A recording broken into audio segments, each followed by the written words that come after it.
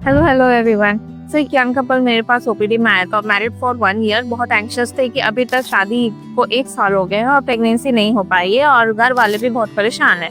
तो जब हिस्ट्री ली तो ये पता चला कि जो हस्बैंड है वो 2-2 महीने पे घर आते हैं एंड ओव्यूलेशन एग्जैक्टली जरूरी नहीं है कि ओव्यूलेशन के टाइम पे आ रहे हैं। तो बेसिकली 1 ईयर का अनप्रोटेक्टेड इंटरकोर्स हुआ ही नहीं है, तो इसको हम लोग इनफर्टिलिटी कैटेगराइज नहीं कर सकते प्राइमरी इनफर्टिलिटी, क्योंकि वो अभी बहुत यंग थे, कोई लो कोई हाई रिस्क डिजीज नहीं था, सब कुछ नॉर्मल था। तो बेसिकली ओव्यूलेशन क्या होता है? ओव्यूलेशन का मीन्स है कि जो एग रिलीज होता है ओवरी से, एंड ओव्यूलेशन कब होता है? तो जो आपका साइकिल है, जो नेक्स्ट साइकिल आने वाला है पीरियड्स, उसके -14 डेज पे एग्जैक्टली ओव्यूलेशन होता है।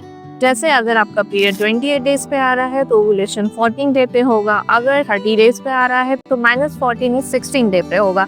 अगर 35 डेज का साइकिल है तो 21 डे पे होगा, नॉट जस्ट कि 14 डे पे मिड साइकिल में होगा। तो ओव्यूलेशन के 2 दिन पहले से ओव्यूलेशन के 2 दिन बाद तक साथ में रहना होता है, रेगुलर अनप्रोटेक्टेड इंटरकोर्स करना होता है, तब जाकर वी कैन से कि आपने 1 ईयर ट्राई किया एंड फिर भी बेबी नहीं हो पाया। सो ओव्यूलेशन अगर देखा जाए तो ओव्यूलेशन ट्रैक अगर आप नहीं कर पा रहे हैं तो आपके पास बहुत सारे ओव्यूलेशन एप्स आ गए फोन में, आप ट्रैकर यूज कर सकते हैं। या फिर अगर मार्केट में देखा जाए तो ओव्यूलेशन किट आ गई है, वो ओव्यूलेशन किट अपने डॉक्टर के पास जाकर आप पूछ सकते हैं कैसे ओव्यूलेशन किट यूज करें। प्रॉपर ओव्यूलेशन अगर देखना चाह रहे हैं एंड डायग्नोसिस होनी चाहिए कि ओव्यूलेशन हो रहा है कि नहीं है, then we do follicular monitoring on ultrasound. उसमें एग के जो फॉलिकल है वो बढ़ते हैं, साइज देखा जाता है एंड ओव्यूलेशन जिस दिन होना है उसका एग्जैक्टली साइज भी देखा जाता है, उसके अकॉर्डिंग ट्रिगर भी दे सकते हैं। तो ये सारे जो चीज है आप यूज कर सकते हो ओव्यूलेशन मॉनिटर करने के लिए, and then try during the time of ovulation, तभी कंसीव करने में सक्सेसफुल हो पाएंगे।